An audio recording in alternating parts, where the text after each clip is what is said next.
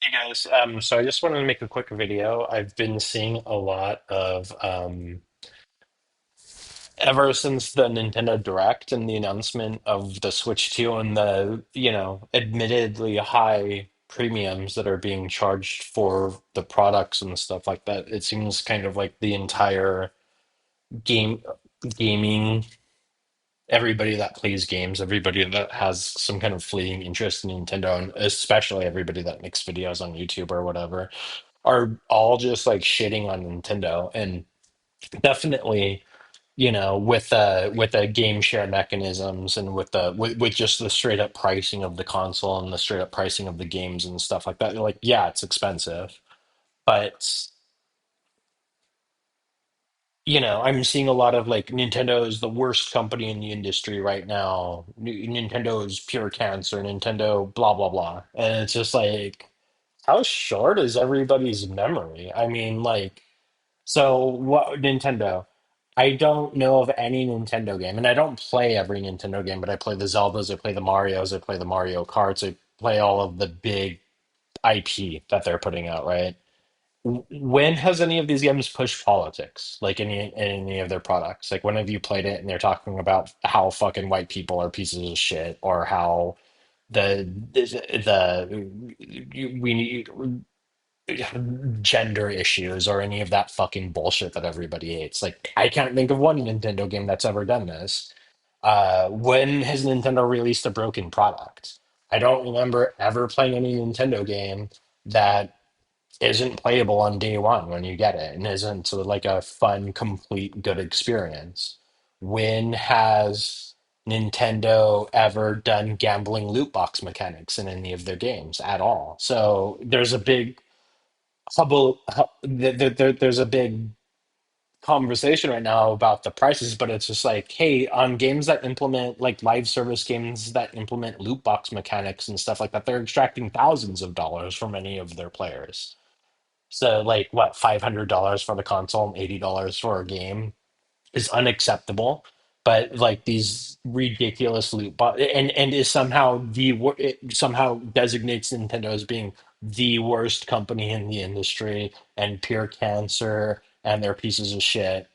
Meanwhile, you have, you know, Bungie games, you have Call of Duty, you have Fortnite, you have shit like this that has gambling aimed at children as kind of like a core component, core part of the monetization strategy for the game, which generates them millions of dollars per year. Like come on, that's just fucking ridiculous, I think. Like that's I think that Nintendo's model is definitely it's open to criticism. It's not like you can't criticize it or whatever. Everything could always be improved a little bit, and it's good to make consumer friendly products and to have consumer friendly monetization strategies behind things where the studio can make the money that it needs to operate and to continue on and to hire people and to make games and do whatever, and at the same time kind of like make that really fair and a good value for the consumer. Like I'm all for that.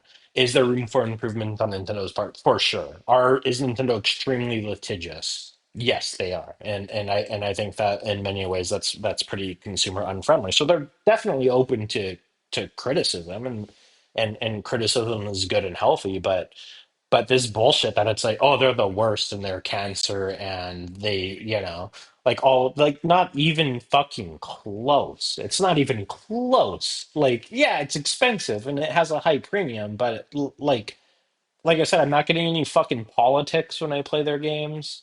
I could count on a complete full working experience day one when I buy their shit. Have you forgotten about, have people forgotten about Cyberpunk 2077? I never even fucking played the game. Like, I got it. I was anticipating it. I was a big fan of The Witcher 3, which, by the way, you look on Steam, The Witcher 3, The Witcher 3 Complete Edition, The Witcher 3 Anniversary Complete Edition, The Witcher 3, a 50,000 releases of the same fucking IP over and over and over again. That's pretty consumer unfriendly as well, I think. And and so and anyways, I've been a fan of CDPR for quite a while, for like a really long time, and I was anticipating the release of Cyberpunk 2077 for like over 5 years or something like that, delay after delay after delay. Fine, no criticisms there for it being delayed, but it building up hype, and then they release it, and it's a completely unplayable piece of shit that I couldn't even get through the intro section, because I would constantly experience game breaking bugs on like my fucking tricked out gaming PC that I had at the time.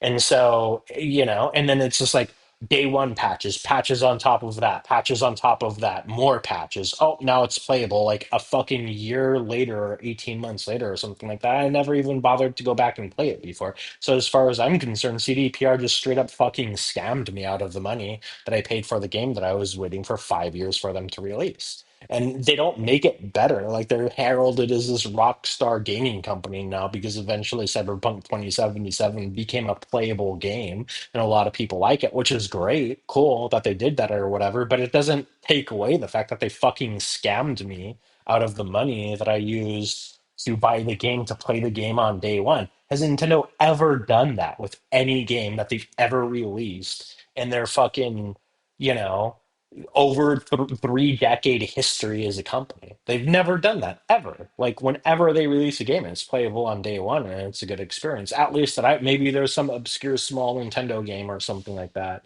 that got released for the fucking for the GameCube that was unplayable or so. I don't know, but I've never experienced that myself, and I've experienced that with a shitload of other games. I've played games with a really boring gameplay mechanics. That's open world. Like if you play a game like Assassin's Creed or something like that, and it's not barring all of the historical inaccuracy, political virtue signaling bullshit of the last one. It's just like play Assassin's Creed and then play any other open world fucking drivel snot piece of shit, unimaginative, non-fun gameplay or anything like that. And they're reskins of each other. It's just like, oh, the mechanics are like slightly different, but it's the same fucking game. And you look at genres, Metroidvania, Zelda like Nintendo sets the standard for genres of video games that are copied by indie studios and stuff like this. And then you get games like, Ori, and you get games like Hollow Knight and stuff like this that are like the pinnacle of that particular style of like Metroidvania or whatever. But who pioneered that gameplay style in the first place? Fucking Nintendo did. And so, like they're constantly innovating, they're constantly putting out bangers. The games that they're putting out aren't broken on release. They don't scam people. They don't have gambling loot box mechanics and everything. They don't push politics and fucking ideology of like their staff or whatever that they're behind. Whether or not I agree with it, it doesn't fucking matter. That's not why I play games. If I want to get my politics and I want to get my opinions that I agree with or that I disagree with or whatever, I'll watch the news and I'll watch content creators like on YouTube and other platforms or whatever. I don't go to video games for that shit. Like video games, I go to block out that shit, block out that noise, and just have an enjoyable experience, like one way or another. So it's just completely ridiculous to me, all of this fucking content that I'm seeing. I put on YouTube and the entire fucking wall is, oh, Nintendo is cancer. It's the worst company. Boycott Nintendo. Do not buy. I'm going to buy a fucking Switch too. Yeah, it's overpriced. It's expensive for an underpowered gaming machine or whatever, but I know that they're going to be releasing bangers on it. And it doesn't matter. I don't need my games to be hyper realistic when I play them. In fact, I prefer them not to be. Generally, when you play games that are fucking photorealistic and stuff like that, a lot of the imaginative gameplay elements are left out of it. And then it's like, okay, this looks really good, but it's a fucking walking simulator. I don't care about that. Oh, things look really cool and they blow up. If I wanted to see cool explosions, I'd watch a movie. You know what I mean? Like I don't give a shit. I want to have a fun gameplay experience. Games are a different form of entertainment media than movies are, than books are, or whatever. It combines elements of all of them, but it's not about the quality of the voice actors, and it's not about the fidelity of explosions that happen. At least to me, it's like fun gameplay mechanics. Do I have fun when I'm playing this? Is it a power fantasy? I feel like a powerful person.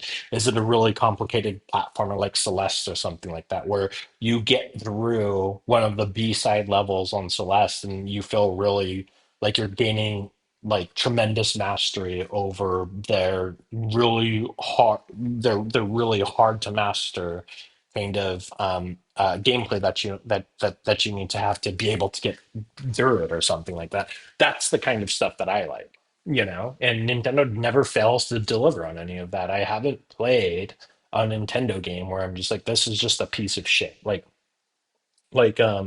Echoes of Wisdom, one of my least favorite Zelda titles, but like it wasn't a bad game and I completed it. um how many games have come out from other studios that I haven't even completed because you play 10 minutes of it and you're fucking bored. And you're, okay, well, this is what it is. I mean, anything Ubisoft's released ever since fucking Assassin's Creed 1 or something like that has been like that. I turn it on for 10 minutes and I'm just like, this is fucking boring and it sucks. And I've played it before. Maybe if it was the first time that I played this style of game. If I've never played an open world game before or something like that, maybe it would be fun then. But I've already played fucking 200,000 open world games, and it's the same fucking reskin of the same kind of gameplay mechanics, completely unimaginative, and maybe has like a few elements in it that are like novel or whatever. And it loses its novelty after the first couple times that you do it because the rest is the same as all the other slop that gets released from these corporate entities and stuff like that. And I think that that in that arena is where like Nintendo really excels. I mean, obviously they're a huge corporation. They're very litigious. That's a valid criticism, I think. They come after gamers that make art of their IP, that do emulations of their IP, that make plugins to their IP and stuff like that, just to add value for other players or something like that, and then they'll litigate them. And that's bullshit. I don't think that's good. Criticize them all day about that, for sure. That's the worst thing I think that Nintendo does is that. Um, and obviously they're a huge corporation or whatever, but they've really mastered. So something with AAA that I've noticed, and I've worked at multiple AAA studios, something with AAA that I've noticed is having worked at AAA studios and then having seen kind of like the output of AAA studios play the games that they release or whatever, is that it's designed by committee. And that's what it feels like slop because it's created in an environment of slop. And so like you have these humongous teams. So I don't program games or anything like this. I do backend systems and what's called a site reliability engineer or DevOps engineer or a observability engineer, cloud platform engineer, whatever. There's a bunch of different names for it, and depending on the specific position and responsibilities might be a little bit different, but for the most part it's the same thing. And what it is it's like managing the infrastructure and the developer capabilities to be able to iterate on top of the game and like develop it over time. So, oh, we have a new build of the game, we need to deploy this. So that process of a deployment is called a pipeline, and it does various things throughout it, and it's pretty complicated. And then it deploys these to like testing targets, and when it's deployed to these testing targets, and you can play it. And there's for live services and for games with like network capabilities like MMOs or something like that, they need to connect to different game servers, matchmaking stuff. People need to be able to share a world and play in the world together and that kind of stuff. And that's what I do. And on these things, so I've worked in AAA and I've worked outside of AAA a lot. Generally, if you work outside of AAA, and I've worked at huge companies, I've worked at really large corporations that aren't AAA, I've worked at really large corporations that are AAA, I've worked at a bunch of startups and a bunch of mid-sized companies, right? And when you're looking at startups or mid-sized companies, the kind of engineer that I am, you'll have a team of them that's generally three to five engineers, and they're supporting a shitload of stuff. This particular profession, it has really high agency and high velocity. If you're free to, one, if you have good engineers that know what they're doing, and two, if you're free to do what you need to do to be able to get the job done. So I need to build a bunch of infrastructure. How do I do that? Okay, at a startup or a mid-sized company, and this is relevant, so stick around for a second.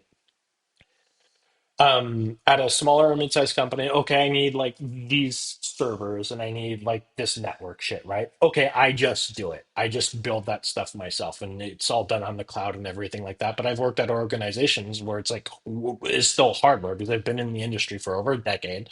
Way back in the day, all of this cloud shit was much less pervasive in everything as it is now. Now it's provision everything on the cloud or whatever. But before I was like racking servers and like setting up network switches and stuff like that myself as well for these organizations, both small and large. And so the point is like I need stuff. I'm free to go do it. I'm free to go do what I need to do in order to deliver the stuff that the organization needs. Then you go to a large AAA studio. Okay, I need this stuff. Oh, well, you've got to send a message to this team, and this team's really busy right now. And so they might not get back to you for like a week. And then after you get the base infrastructure that you need, it needs to be configured, but you can't configure it yourself. You need to talk to the configuration team to do all of that. And they're really busy too. And so it might take them a long time to get back to you and then you have all of the stuff that you need. But if you have these types of problems, you can't fix these types of problems yourself because you need to go into systems that you might not have access to. So you need to either request access if it's for this type of thing, but like the point is that there's so much bureaucratic red tape bullshit that you can't do anything. Your velocity is very stifled. Your ability to execute on things is like very limited, and so the amount of work that you're expected to do takes a nosedive. And that means that the entire team of people, remember I said at small to mid-sized companies, you're going to have, and so we'll just say like the engineering headcount, the people that are actually building the product and stuff like that, maybe in total at the organization, there'll be like 60 of them that are actually building stuff, or 30, and so then your SR, the team of like infrastructure engineers, I'll just call them, such as myself, will be like 1 to 3 people.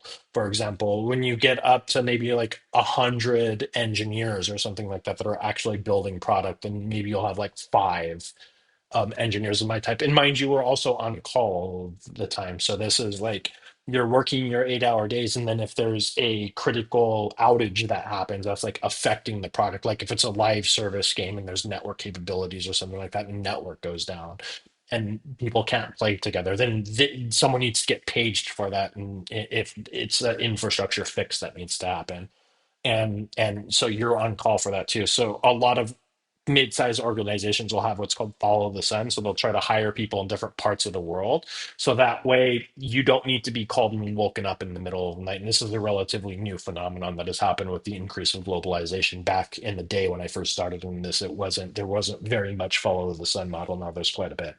Um, but your infrastructure engineering team was still small. At these large AAA studios, the infrastructure engineering team could be like 30 to 40 fucking people. And the reason why is because everybody's individual velocity for getting work done is so fucking small that they just scale horizontally. And they're just like, well, everybody could only get one thing per week then, so we'll just hire a shitload of them so that way they could get 30 things per week then, which is fucking stupid because it's an organizational architectural problem. It's the organization of your staff. That's the problem in how you solve things and get it done. You have too much bureaucracy and corporatism that's in stuff. And this ultimately manifests because this is the way that everybody works. This is the way that the game developers work. And this is the way that everybody that works on the game, including people that are writing the story, that are the art team that's creating the characters and stuff, is the way that everybody works. And so by the time it finally gets released, it feel when you're playing it and when you're viewing the story and stuff like that, like this political bullshit that's everywhere. It feels like a fucking HR team. Like when you're playing these games, when you're playing the Veil Guard, they're talking about doing a barv because you misgender somebody or something like that. It feels like corporate slop because it is corporate slop. It feels like what you would get through a mandatory HR meeting. It doesn't feel like what you're supposed to, the experience that you're supposed to be getting from playing a video game. There's a reason for that because that's how it's created. The thing reflects what it comes from. And Nintendo is really good at like preventing that corporate slop from manifesting itself in the games that it produces. And that's Nintendo's fucking superpower. That's what they're really good at. Even though they are a huge slop corporation, probably. I've never worked at Nintendo. And I don't have any insider information on Nintendo or anything like this. But I play their games and I've been in the industry. And so I see how I see how these things manifest. Um, and it doesn't happen on Nintendo. And so they're not the worst. They're not cancer. They're not the worst. They're open to criticism. I'm sorry, they're not open to criticism. I don't think they're listening to criticism, but I mean, you criticize them for sure. But this shit, they're the worst. They're cancer. Blah blah blah. Their consoles are expensive and their games are expensive and they have a bad sharing model or whatever. Fuck all of that. They're definitely not the fucking worst. They're one of the best, actually. They're one of the best, and that could be a sad thing. Maybe we could do way better than that, and we could get way better AAA. And with all of these indie developers, myself included, that are out there, maybe we'll have a new wave of AAA that comes through. Because Ubisoft is probably going fucking down. They're probably going fucking bankrupt. I know of other companies that they're firing their last shot. They've got one more round in the chamber, and if it doesn't fucking work, then they're going under too. I mean, I could tell you right now, it's probably not going to work. And so this will give room for other indies to become AAA develop or AAA studios over the medium term, and that would probably be a good thing for the industry and for players. Um, I don't think Nintendo is going anywhere. I think Nintendo is one of the greats. I think that, yeah, criticize them. They're not perfect.